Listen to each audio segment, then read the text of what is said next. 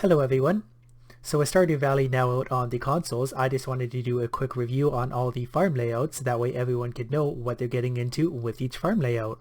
And since I've spent hundreds of hours playing this game and built pretty much every farm type imaginable, my opinions on these farms should be semi-educated by now.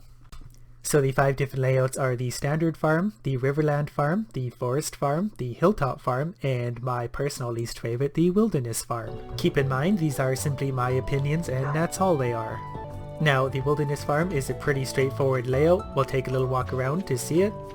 There is simply wide open farm space with a large pond in the center and a pond down in the southwest corner of the field, as well as this cliff on the west side of your field that takes up a lot of available space. Now, this would be one of my favorite farm layouts given the available farming space, except that once the sun goes down, you're attacked by monsters, which serve really only to annoy you. They don't serve any actual benefit to you. And believe me, they are annoying. There's nothing worse than getting right to the very end of your day and then getting killed by a monster and either having to replay the whole day or deal with the consequences of dying. Some of these monsters do have a small chance of dropping a prismatic shard, which is a pretty good find in itself, but not worth the overall inconvenience of being swarmed by monsters every evening. Also, because you need to see these monsters late at night, you're going to have to set up torches or some kind of lighting to keep yourself safe, which adds another dynamic that frankly I just find annoying. That sums up the Wilderness Farm, lots of available farming space ruined by annoying monsters every night. Next, let's take a look at the Riverland Farm, which in my opinion is the most challenging farm layout to play due to the extraordinary lack of farming space. The point of this layout is that you can catch a lot of fish right here on your farm. The problem with that is you can only catch one type of fish, being the river fish, and the whole farm is made up of water anyway, so there's no point in being able to fish all over the place. So I found that with this farm, I would just fish immediately above my house and never bother to even come down to this side of the map because there's just no point. Another thing worth noting, that if you're in a hurry to do anything, this might not be the best farm choice for you because it takes so long to navigate through it all. There's no direct route to and from your house. I had come to the conclusion that if you fill your farm with crab pots, as I've done here, it's worth your time to do so. Turns out it is not. It takes a lot of time and material and is not worth the return you get. Overall, I do enjoy the challenge of this layout. You have to be very methodical about where you put your crops and how you manage your time, because most of your field is really taken up by useless water. In saying that, there is still more than enough space to do everything you want and need to do to get the completion. So to summarize the Riverlands Farm, challenging due to limited growing space, mostly useless water. Next, let's take a look at the Hilltop Farm, which has lots of uneven terrain, which also makes for somewhat limited growing space, but not as bad as the Riverland Farm. There is still lots of room to grow some very large and very valuable crops, and good enough access that you can get around your farm fairly quickly as long as you keep it fairly clear. The big feature of this farm is the quarry, which will periodically produce you rocks and sometimes valuable ore and geodes. The thing to know about the quarry though is it only produces ore once you've leveled up your mining accordingly, so by the time it produces you anything, you've probably already found quite a bit of that ore down in the mines. And it definitely doesn't produce you a lot of ore every single day. It takes up to a week or two to even find a single node of whatever you're looking for. So if you're looking for any particular kind of ore, you're much better off just going to the mine and mining it instead of waiting weeks and weeks for it to appear in any large number in your field, if it appears at all. And as I said, the quarry essentially levels with your mining skills, so if you're hoping for iridium to appear, you're likely to have mined a whole bunch of it before you ever even see it.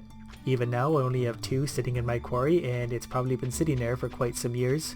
That's how long it takes to show up. Overall, this is a really fun, really cool farm layout, and the ore does help once in a while when you just need a little bit here and there to finish off whatever item you want to do without running all the way to the mines. So to summarize the Hilltop Farm, lots of adequate growing space, the quarry only produces a small amount of ore that levels with your mining skill.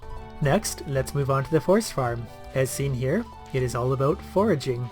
Any of this green space I'm walking on has a chance to produce any of the seasonal forageable items, which is very useful, especially in the early game. Simply because in the beginning of the game you have a lot more time than you have energy, so all these extra foraging items give you the extra energy you need to be extra productive in the early game. And as you see, there is lots of adequate farm space, so you won't have any problem growing whatever crops you want to produce. And as long as you keep the green grassy areas clear, they have a good chance of producing helpful and valuable forageable goods. This farm, in my opinion, is the best for someone who wants to get a quick start at the game thanks to the extra energy and money you can get from those extra foraging goods. One thing that's worth noting is that just because you cannot plant a crop on top of this green grass doesn't mean it is wasted space. You can remove any of these shrubs once you have the upgraded axe, and you can also place any of the farm buildings on top of the green grass, which is useful down the road because they won't get in the way of your crops for one, and two, you don't need the space for as many of the forageable goods anymore. Another great benefit is the hardwood stumps that appear every single day on the west side of your field. There are 8 of them in total, and they will of course give you valuable hardwood every day, but in my opinion the real value comes from the experience you get from chopping these. It is far and away the fastest way to level up your foraging skill. So to summarize the forest farm, great for quick starts thanks to its forageable goods, not a huge amount of growing space but still enough you can do whatever you want to do with your crops. Overall a great farm for both animals, foraging, and crops. And lastly, of course, we're going to look at the original farm layout, which is just a big, open, farmable area with only 2 small ponds to get in the way of your productive crops. It does have a very plain appearance, and there are no special features to it, it is simply just open farmland. But it does have the most available space if you want to try and do the biggest crops, or do the most animals, or whatever you want to do.